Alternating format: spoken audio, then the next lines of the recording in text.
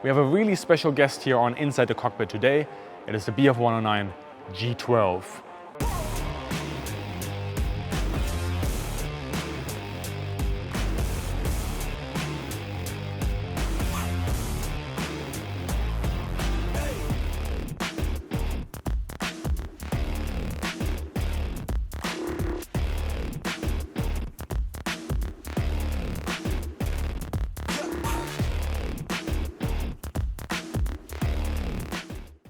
Yes, you heard right, the G-12. You don't know what that version of the aircraft is? Well, it is a twin-seat trainer aircraft that was built towards the end of the war from spare G4, G6 airframes in order to provide a better training experience for new pilots, since at that point Germany was really struggling to put out well-trained pilot. And with the 109s in particular, there are some intricacies, of course, for example, with ground taxiing, that a trainer aircraft was at that point needed and built with the G-12. However, because it is a G-12 that was built mainly out of airframes like the G-6, I'm going to be treating this as a G-6, and then every now and then I'm going to loop over to a G-12 and explain some of the intricacies there. But otherwise, I'm treating this as a G-6. Big thank you here to the Messerschmitt Stiftung in Manching, Germany, for providing this absolutely fantastic access, and of course all the patrons and channel members for making Inside the Cockpit 100% community funded. Up front, we have the VDM, variable pitch propeller, and that is being powered. As you can see right here, this is the Buchon legacy here, the Spanish 109 legacy with a Rolls-Royce Merlin engine. However, initially during the Second World War, we would have the DB605, the quintessential engine of the Bf 109 G series, installed right about here, pumping out in the A variant 1,475 horsepower. You also have the AS and the AM version of the engine, but generally speaking, this would be the DB605A would be the one installed. Sometimes you had provisions for that GM1 boost as well, which gave you roughly a 30 to 40 kilometers an hour speed boost, but that wasn't installed on all the 109s and certainly wasn't standard. Now, in order to achieve the output of 1,475 horsepower, you do need to crank her up to 2,800 RPMs at 1.42 ATA. That is not realistic it is not realistic to run the engine at that setting for overly long. So for combat, you're dropping it down on RPMs and on your ATA, and also at continuous, you're going to roughly about 2,300 RPMs with 1.15 ATA. We have the intake tube here for some of the cooling of the aircraft in the Buchon variant and the Rolls-Royce Merlin one. However, this area in the G6 would be for the oil cooler, with an oil cooler system capacity with the tank mounted further aft of 36 liters. And the liquid cooling of this V12 liquid cooled engine would be beneath the wings. And we have some footage here of a G4 as well that will show you exactly how that looks like.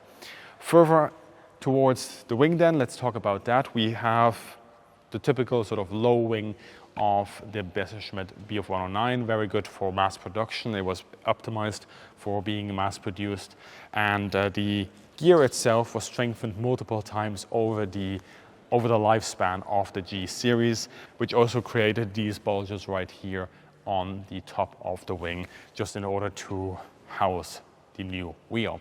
Moving along the leading edge, we have slats. They aren't deployed right now, but they would deploy automatically when required. They are, of course, given to Messerschmitt in a license exchange with de Havilland.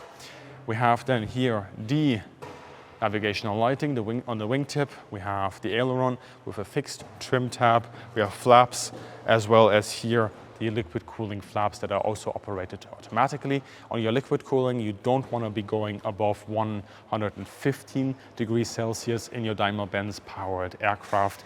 And on the oil cooling, you don't want to be going above 85 degrees Celsius.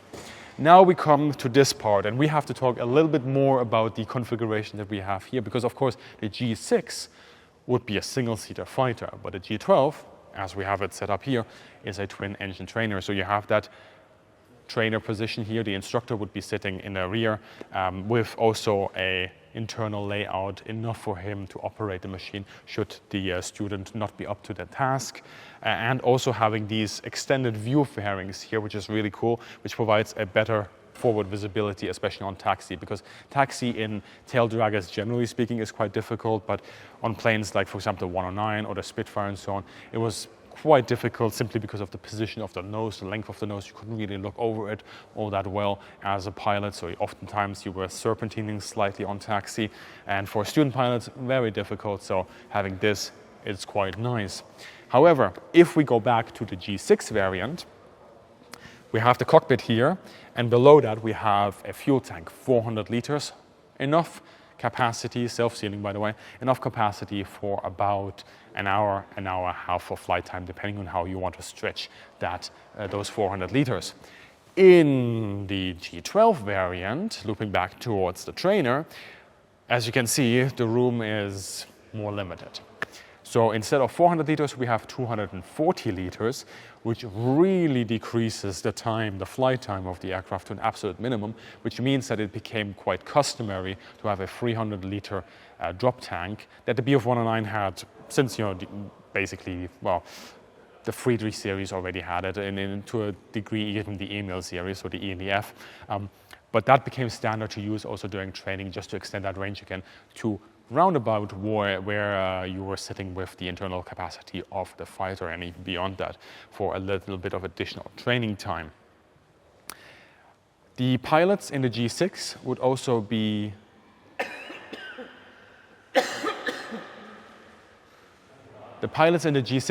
be protected up front by an armored windscreen, as well as to the back by armored plate, which was good enough to deflect machine gun rounds of a lower caliber, so 7.7, or even heavy machine gun rounds, 12.7, for example, 50 cals, depending on the strike angle, the distance, and so on and so forth. All right, coming then to the fuselage, we have the aerial mast right here, and the aerial being strung all the way to the tip of the vertical stabilizer. The aircraft in itself, in the G6 variant, the weight does go up slightly from the earlier G4 variant, and that would be then 2,600 kilograms empty, going up to 3,400 kilograms on your maximum takeoff weight. Then we have a non-retractable tail wheel just over there, and then coming to the horizontal and vertical stabilizer. The elevator has a fixed trim tab on either side, but it can also be trimmed by the pilot, where the elevator itself is being trimmed rather than a trim tab, and we have a rudder with a rudder trim tab that is fixed as well. Then we come to the internal layout of the aircraft. What we have internally mounted here are also the radio sets. Now the biggest change going from the G2 to the G4 is the radio set instead of a FUG7, so a Funkgerät 7. You have the Funkgerät 16, the FUG 16, and that would also then be retained on the G6, being coupled with the Zielflugvorsatzgerät 16 for directional finding on some missions. That's where that loop antenna comes into play, although that wasn't always mounted. And you also have the FUG 25 for your IFF. Coming then, of course, to the wing. The left wing is basically the same as the starboard wing. All the controls are mechanical, as you would expect. You have also those plane flaps again, 40 degrees deflection there, with some nice visual markers as well for the pilot to check from the cockpit at what sort of deflection he is currently flying at. Coming then to the wingtip, what do you expect? Navigational lighting, and of course also to the pitot tube. Then coming to the weaponry, on the wings we have provisions in the Gustav series for gun pods. A single MG 151-20 cannon, that is a 20 by 82 millimeter cannon, and the gun pod holds enough ammunition for 135 rounds, being fired at roughly 700 rounds a minute. However, that would be an optional armament option that would be generally used, for example, in bomber hunting sorties. The main change in the Gustav line, however, from the G4 to the G6 happens right behind me. Now, we have, of course, for a long time, since the Friedrich series, the MG 151-20, the same gun as is in those gun pods, installed it internally behind the engine, but in front of the cockpit, with, well, parts of it still being inside the cockpit between the pilot's legs, and that fires through a channel right through the prop hub. And the G6, that can be optionally changed to the Mk108, which is a 30mm cannon, and in fact Germany's favorite aerial mortar during the war. That fires a 30 by 90mm round at roughly 600 rounds a minute, and there are 65 rounds available to the pilot. Now, the Mk108 is a difficult weapon to fire. The muzzle velocity is very low, so again, aerial mortar, and its fire rate isn't great. But what makes this a standout weapon is that as a 30mm shell, it features 80 grams of high explosive filler, which is 4 times more high explosive filler than was in the 20mm cannon, and that cannon already had about double, if not triple, the amount of high explosive filler than most 20mm cannons of the time. So if an Mk108 hits, it hits. But the main change really happens not with that Mk108 gun, which is optional, but the machine guns. So initially we have the MG17s, so that's a 7.92 by 57mm round. But we have the MG131 that is being installed natively in the plane. That is 13 by 64mm, and it features 300 rounds a gun, not 500, but 300, but it now is a heavy machine gun caliber instead of a light machine caliber, so it does have a bit more kinetic force behind it. And it also fires at around about 900 rounds a minute. And that, of course, it requires the installation of those bulges that you often see on the G6 series, which is also where the jokes are coming from with the G6, because it basically has bulges everywhere. It has bulges on the nose, it has bulges here on the wing, and that's where you start seeing the limitations of the aircraft design natively that have then be ironed out as its development continues across the war, with some of these bulges disappearing again in later versions. But that rounds us off on the outside. Now, I have a treat for you, because we're going to be jumping inside. Jumping into the cockpit, there is the obvious question to ask. Is the 109 cockpit truly as cramped as they say? I already have a full video on this, so check that out for this question.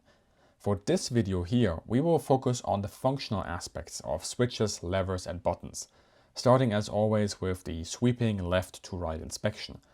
The G model of the Bf 109 doesn't have a great track record for standardization, but what you are about to see is broadly representative of the G6. On the far lower left we see these two wheels. The outer one is for the flaps and the inner one is for the horizontal stabilizer trim. Moving forward, the yellow mushroom shaped button is the fuel priming pump, with the green and red handle being the left radiator cutoff. The switch for the automatic prop pitch selector is right next to this under the throttle. Looking up but staying on the left hand side here, we find the tail wheel lock. And then as we move forward, we find the obligatory throttle controls. At times this also had a press to talk switch for the radio. There's also on the side a propeller pitch switch in case manual pitch is selected. The red handle is for the fuel cock, and for cold start we have a red striped white handle. The yellow ball lever is the engine stop handle, and behind that you have a visual indicator as well if the gear is in or not. And a smaller handle to the side opens up the fuel flow from the belly tank. The gear release is found above this assembly. It's just 2 simple push rods. Moving our gaze towards the front instruments, on the lower left we find a gear position indicator. This is the electric one, not the mechanical one you saw earlier. Ein stands for in, aus for out.